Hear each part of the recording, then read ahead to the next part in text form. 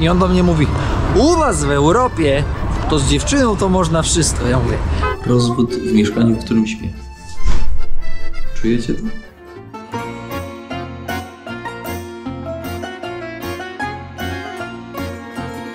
Witam Państwa bardzo serdecznie, kapelusz w plecaku. Zapraszam na kolejny odcinek z serii Jak to daleko w Uzbekistanie. Znajdujemy się w Taszkencie, czyli w stolicy. Stolicę nazywają również miastem wiatrów. Dlaczego? Ponieważ tutaj wieczorami nadciągają silne wiatry z okolicznych gór. Ale również odkryjemy tutaj połączenie modernistycznej architektury z tą starszą. Dlaczego tak jest? Ponieważ w 1966 roku w Taszkencie było ogromne trzęsienie ziemi. I to spowodowało, że Taszkent, że miasto, że stolica została po prostu przebudowana. My uciekamy teraz na jakiś autobusik, który dowiezie nas do metra, a później metrem do mojego ziomka. Bo jak wiecie, kierownik ma wszędzie ziomków na świecie. Więc tutaj też mam ziomka, u którego będę kimać. Teraz sobie wyobraźcie, że przykładasz kartę kredytową Visa albo Mastercard i normalnie bilet ci wbija. Kroi ci 52 grosze za przejazd autobusem. Jedziesz sobie z szefem z przodu, no bo plecak masz duży, więc żeby nie zawalało. No więc będziemy się zagłębiać w miasto, w uliczki, w lokalnych, jak to zawsze bywa, więc proszę o zostawienie łapeczki na dobry początek odcinka i na dobry ogólnie początek dnia, albo już końca dnia, bo może już będzie zaraz spać.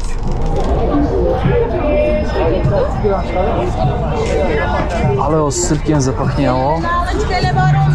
O kurde, miejskie życie.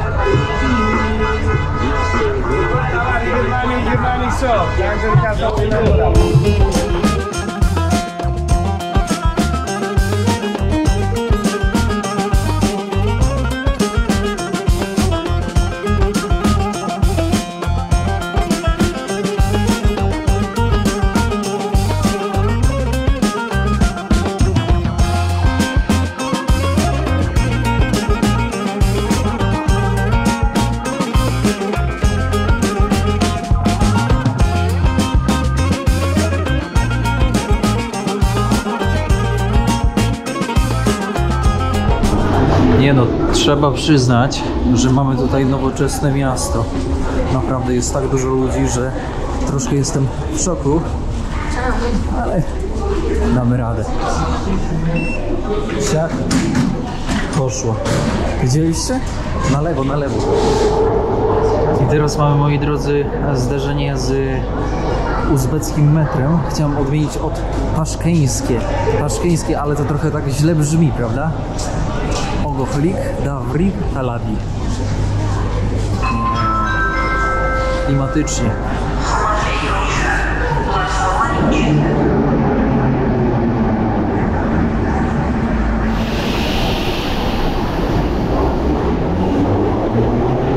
Sowiecki klimat czujemy, nie? Kurde. Mam nadzieję, że na dobrej stacji wysiadłem, bo niby po angielsku w aplikacji, a tutaj jest po ichniejszemu, więc może być trochę przypał. Drużba narodna, czyli przyjaźń międzyludzka, przyjaźń międzyludzka.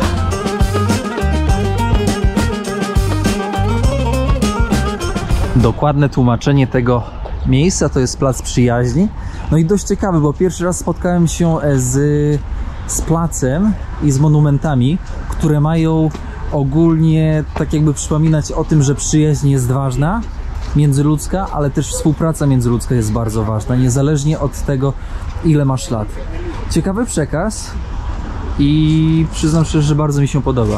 Będąc jeszcze w Abidżan, miałem okazję rozmawiać z takim nauczycielem, w sensie nie z takim, no z nauczycielem języka angielskiego na instytucie. To instytut to chyba uniwersytet, jak dobrze kminie z języka rosyjskiego. Ale o czym rozmawialiśmy? Rozmawialiśmy o relacjach damsko-męskich. I on do mnie mówi: u was w Europie to z dziewczyną to można wszystko. Ja mówię: nie, mój przyjacielu, to tak nie wygląda. To jest tylko i wyłącznie pewnego rodzaju mit, bo faktem jest, że w Europie tradycja jest bardziej soft, czyli bardziej, powiedziałbym, się zmieniła szybciej, no ale u nich za 20 lat też się zmieni. Musi się zmienić, taka jest kolej rzeczy. I rozmawiamy, on do mnie mówi, ale wiesz, ogólnie u nas to jest tak, że z dziewczyną to spać można tylko po ślubie. O, tutaj soki można kupić, to ja sobie przyjdę kupię, a ja mówię, no tak, no tradycja, nie? On mówi, no tak, tradycja, a ja mówię, a nie chciałbyś spróbować wcześniej? On mówi, no nie, tylko po ślubie. No to dobra, to mój umysł kierowniczy mówi tak, słuchajcie, taka historia. Mówię do niego, czy gdybyś miał do przebycia drogę z Adidżan do Samarkandy, a to jest kawał drogi, no na koniu. I czy na koniu byś jechał przez 1,5 miesiąca i miałbyś do wyboru 2 konie. Pierwszy koń, którego nie znasz, kompletnie po prostu ci nieznany, nie wiesz czego możesz się po nim spodziewać, i drugi koń, którego znasz już 2 lata. Którego konia byś wybrał? No i on mówi, no jasne, no oczywiście, żebym wybrał tego, którego znam, bo wiadomo, czego można się spodziewać. No to ja mówię do niego, no i taka sama sytuacja jest z dziewczynami, no. Jeżeli masz dzierżyć żywot z dziewczyną ileś tam x lat, później mieć dzieci, no to lepiej mieć sprawdzonego konia niż takiego, którego nie znasz. No i taka puenta, on się tak podrapał w głowę. Ja wkładam tutaj tak trochę igłę, kij w mrowisko z jednej strony, bo to uświadamianie, to nie chodzi o to, że ja uświadamiał, bo moja prawda jest moja, wasza prawda jest wasza, jego prawda jest jego. Wszystko jest dobre, pamiętajcie. Ale to z koniem to mi się udało, co? W sensie jest takie logiczne. On do mnie mówi, ale u was jest więcej rozwodów. Ja do niego mówię, to co lepsze? Czy życie w związku, który ci się nie podoba, czy życie w związku, który możesz sobie stworzyć od początku na nowo?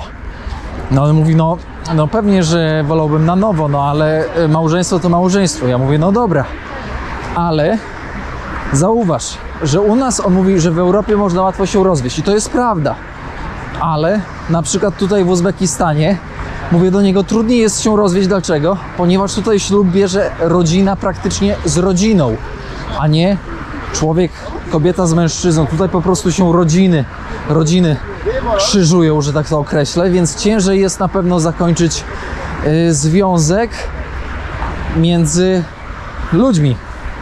No i tak sobie pogadaliśmy ogólnie. Pomyślał sobie pewnie, ale z tego kierownika to burak, totalny burak. Przyszedł, namieszał i poszedł. Zobaczcie, tutaj udało się spotkać z koleżkami. To jest Talgat. Talgat, salam alaikum. Mohamed, salam alaikum.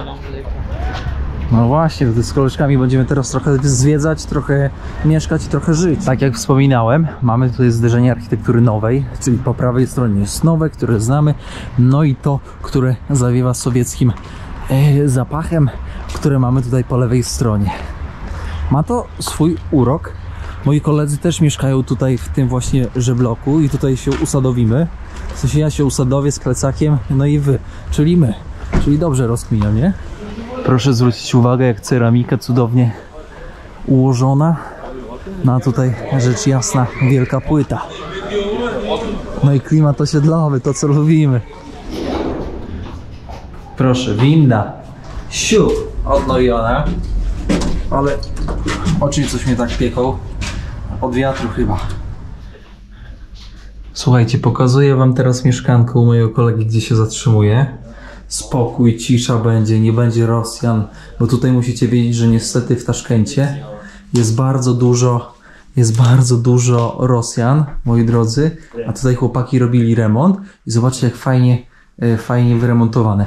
Nigdy nie wiem, dlaczego jak robotnicy robią robotę, to nie ochronią okien, tylko zawsze bróżdżą w okna, ale zobaczcie, jak jest cicho tutaj. Otwieram okno i tutaj mamy taką dzielnię. Tam ktoś szaszłyki robi, ty czujesz? Przed blokiem. Klimat bloku z wielkiej płyty. Fantastyko, kierowniku. O to chodziło.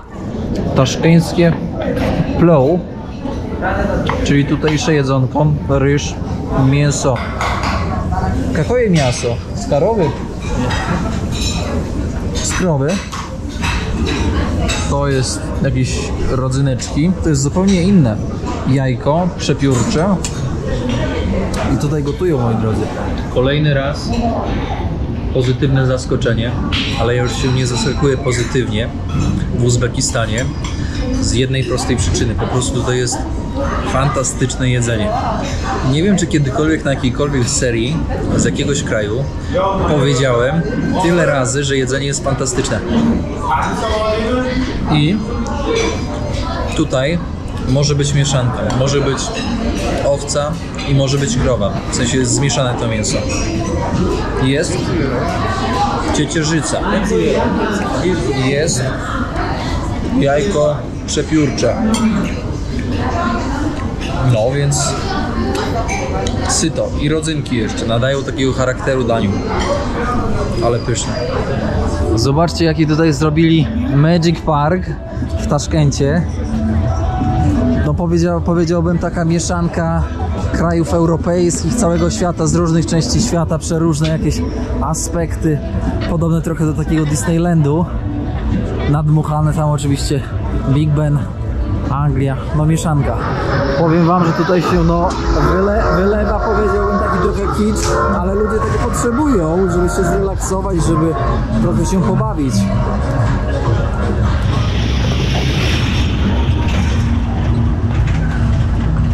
Zauważcie, że tutaj mamy historyczne miejsce, które można znaleźć w Samarkandzie, a tutaj jest scena, na której można robić koncert, więc mamy takie zderzenie nowoczesności z przeszłością, no ale też zderzenie kulturowe, bo koncert, głośniki, scena w takim miejscu, no to by po prostu w Samarkandzie nie przeszło, a tutaj jakoś już idzie.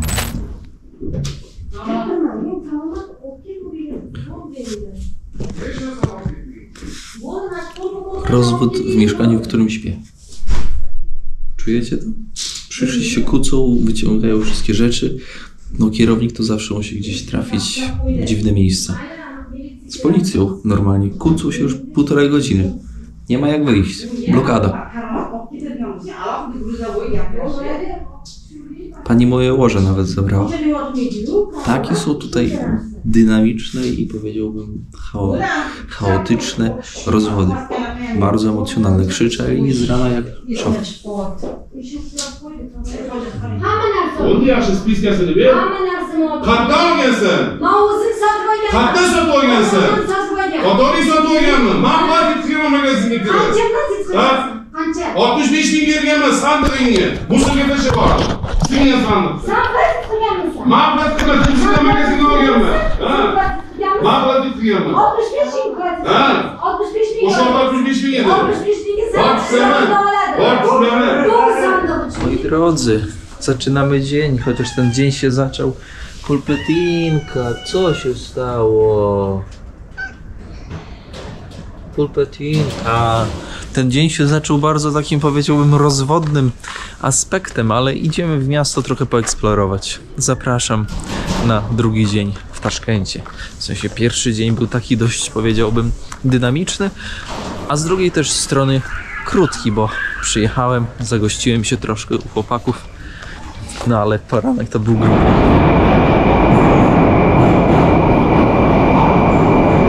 Małymi kroczkami próbujemy się przebić dalej na bazar. Zobaczcie jakie ceramiki tutaj, ale ludzi dzisiaj jest dużo, bo dzisiaj jest niedziela, więc wszyscy idą zwiedzać. Tutaj chciałem, wiesz, ręką mojego ziomka dziewczyny zaczepić, ale mój kolega mówi, że tutaj mogą być spore kłopoty z tego tytułu. Więc ja taki żartowniś trochę jestem.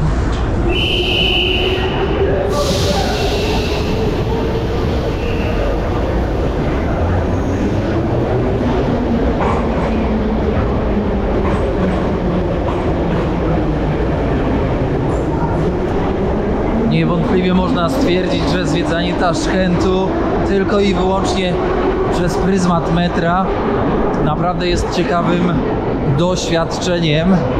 Może też dlatego, że po prostu kocham ceramikę i kiedyś nawet miałem serię kubków ceramicznych, może was jeszcze na kanale nie było, ale sprzedawałem jak kubki Jak to daleko. Była limitowana ilość, bo było ich tylko 50 sztuk, więc ten, kto się załapał, ten ma w domu kubek Jak to daleko. Ale 50 sztuk to jest malutko, więc one poszły praktycznie w tydzień. Wyłaniamy się w kierunku bazaru. No proszę, metro wychodzi praktycznie na bazar. Zobaczcie. Na bazarze, jak to na bazarze. Można kupić dużo pierdółek. Od noży po okulary, po pierścionki, salam alejkum, po zegarki, po jakieś kolie. Oczywiście to nie są, wiecie, złote czy srebrne kolie. O proszę, i tutaj ceramika. Jest taki region Kokond, w którym ceramika jest bardzo powszechna. Ale zobaczcie, jak to... Ja to do tej pory jestem pełen podziwu, jak oni perfekcyjnie praktycznie tutaj szefowa prowadzi. To taki okrąglak, co kiedyś było bardzo popularne, ale dalej nie wiem, o co chodzi tutaj. Chyba tam w środek trzeba wejść. Tutaj buciki można kupić. O takie na przykład. Można. Proszę zobaczyć, tutaj wpadłem do ala krawca. W sensie, no tutaj po prostu wybierasz materiał, mówisz ten żółty. Pani krawcowa przymierza i masz normalnie sukienkę od razu. No wybór ogromny. Uzbeckie. Nacjonalny kolor. Pytam kolegę. Atlas. Pytam kolegę, ile trzeba czekać. Mówi 1 dzień, 2 dni na sukienkę. Bazar podzielony na sekcje. Sekcja złotniczo-srebrzysta z tańszym wyrobem. O, tutaj można zobaczyć takie sobie, wiecie, wstawki pokupować. Kiedyś takie miałem na choinkę na przykład. Wiecie? Ale to są kolczyki. Z tego robisz sobie biżuterię. Taką, jaką ci się zapragnie. To są też takie rzeczy do robienia korali różnych. W końcu docieramy na dach tego okrąglaka. I na dachu tego okrąglaka już jest to, co najbardziej lubimy. Czyli przeróżne dobra. Jaki tutaj zapach. O kurczę. Zobaczcie, Samarkandy jakieś tutaj dobroci. To jest dość ciekawe, bo to jest taka mieszanka pieprzu i różnych ziół. Świetna przyprawa do, na przykład do zupki. Ale jest zapach po prostu. I zauważcie, że jest taki, powiedziałbym, wyrównany hałas. Nie jest głośno.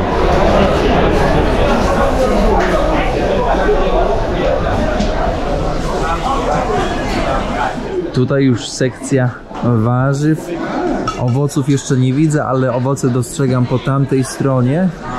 No i rzecz jasna, zobaczcie, na kilogramy się kupuje. Łuk, czyli cebula po rosyjsku, z 20 kg worek. Koleżka tutaj ziemniaczki.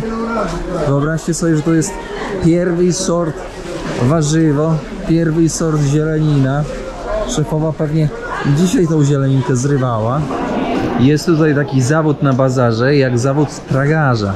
I będąc tragarzem, ktoś cię podnajmuje i mówi: dobra, teraz Andrzej, jedziemy na bazar, ja będę kupowała, a ty będziesz, mój drogi, a ty będziesz mi to ciągał od stoiska do stoiska, aż załaduję tyle, ile potrzebuję.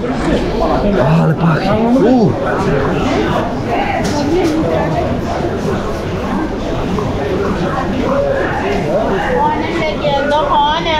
Cerata na stół. Standardowo o taka. O tak jest, tak? Taka nie, takiej nie ma. Takiej nie. Ale cerata na stół. Ale jaja. Ale zobaczcie, ta jaka jest, taka wybijana, taka, ona ma fakturę, ma takie kwiatki. U nas no lata, kiedy to się skończyło? 2010 rok? Moda na ceratę? Chyba tak, tutaj kwiaty u mnie zawsze mama wysyła: Tomek, kup 2 na 3 na stół ceratę. Zobaczcie jaki słodycz, taki jak lód, tylko że to jest jabłko w skarmelizowanym cukrze dookoła. Tak. To zęba można stracić. Tutaj koleżka różne ciastka robi z sezamem, z różnymi z różnymi tam pestkami, na przykład ze słonecznika. No tutaj życie tętni. Teraz pójdziemy troszkę na rękodzieło. Z koszy, z wikliny. Tam, o tutaj kolega, patrzcie jaką miotłę ma. Jakby ciachnął, to by kamera poleciała. Zaraz zobaczymy, co robią z wikliny. Miotły. Przydatna, naturalna, tania. Ale ile robactwa jest tutaj, widzicie? A nie, to nie robactwo, to są nasionka. Jeszcze nasionka. Kosze. No zobaczcie, jak takiego kosza nie postawić na stole w domu? No wręcz po prostu prosi się, żeby postawić taki kosz i włożyć do niego na przykład owoce bądź jabłka. Albo banany, bądź kiwi. Czego dusza zapragnie. Albo na przykład taką łódeczkę. Bo czemu nie? Piękne kosze, no zobaczcie, tutaj są takie właśnie, to ma swoją nazwę i tutaj się wkłada tak naokoło owoce. Lubię kosze wiklinowe, lubię wiklinę. Salam alejkum, brat. Lubię wiklinę, dlaczego? Ponieważ jest bliska naturze. I też te kolory w ogóle wikliny, one są takie przyjaźniejsze. A tutaj chyba makulaturkę się skupuje. U pana. Pan granaty robi. Może pan... Kupiłem soczek z granata 15 000, świeżo robiony. O! I tutaj od razu w cenie jest kamerowanie. Kapelusz zdejmę, żeby ten... Test generalny. O! Naturalny, da? Naturalny. Ale fajny. Taki aż za gardło troszkę szczypie. Spasibo большое, drugi. Fajny. Co mogę, to kupuję. Próbują mi trochę wcisnąć, powiem wam tak, wcisnąć też przyprawy przeróżne, no ale przypraw nie jestem w stanie, bo gdzie ja później te przyprawy, co będę jeszcze przez tyle czasu wozić, no nie mogę. Biorę tylko to, co skonsumuję. I tego się trzymam. Ale powiem wam, zobaczcie, jajka przepiórki, salam alejkum, sorry, jajka przepiórki, jajka normalne. Skolko u was jajcio? 1700. 1700. Spasiba. 1700 jajko to jest 60 groszy. 60 groszy jajka. I tutaj taki pan mówił do mnie, żebym... Tam coś widzę do jedzenia. Mówi do mnie, żebym kupił przyprawy. Ja powiedziałam mu szczerze, że przepraszam, ja jeszcze będę długo podróżować, w plecaku miejsca nie ma. Wkurzył się na mnie. No jakbym mógł, to bym nie zdzielił. Ale że daleko byłem, no to mnie nie zdzielił. Zigar Kima Towuk. Wiecie, że kierownik to nie lubi takich fancy knajpek. 250 za plov, taki konkretny plov. Zobaczcie, tutaj gotują, tak powiedziałbym, no kilogramów to z 20 tego plov. A tutaj taka knajpeczka, no to ma swój klimat. Dobra, przyłapaliście mnie. Pomyślałem sobie, że miałem śniadanie słabsze, to trzeba coś wtrąbić. Wziąłem takie bułeczki z mięsem wołowym, z wołowiną. Tutaj jest taki sos, ten sos mi nie podchodzi, ale sobie to zjem, żeby mieć siłę na zwiedzanie. Na tym soczku pan mnie chciał oszukać o 5000. 5000 to jest złoty 50, chciał mnie o tyle oszukać. Bo najpierw zapytałem, nigdy nie kupujcie u pierwszego lepszego, tylko podejdźcie, zapytajcie u pierwszego, później u drugiego i u trzeciego. Później wyciągamy średnią, no i wiadomo jaka jest cena. A tutaj już widać, jak napakowany jest farszem. Cebulka i mięso wołowe.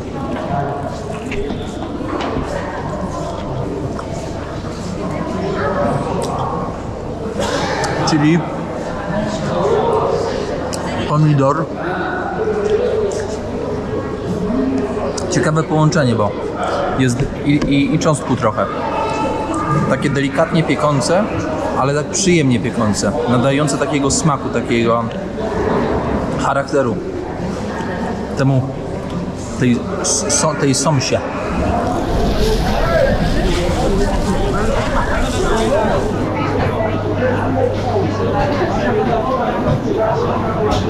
Tutaj mamy sekcję mięsa. Zobaczcie, jakie powycinane szyny, twarogi, sery. O kurcze, ale tutaj tego jest. Dawaj, szefie. Ja cię kręcę. Jakiś farsz. Makaron już gotowy. Nie trzeba samemu robić. W kuleczkach, paska. Jak dusza zapragnie. To już jest na szczycie tego bazaru, który jest pod taką kopułą. I to ma sens, moi drodzy, bo ludzie mają po pierwsze gdzie handlować, a po drugie nie jest im po prostu gorąco, a po trzecie produkty mogą dłużej leżeć, bo po prostu no nie ma takiego słońca, nie następuje szybciej rozkład. Kiszonki, pomidory kiszone, nigdy nie jadłem. Kapusta kiszona z ogórkami, ogórki kiszone. Nieźle, szefowa sama to wszystko robi, ale normalnie aż tak po nosie uderza zalewą.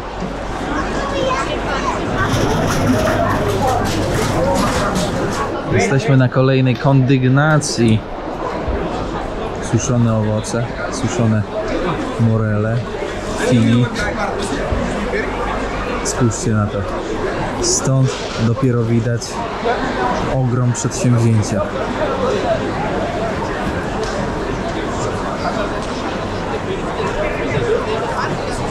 Zobaczcie, zauważcie, to są aprikoty, morele.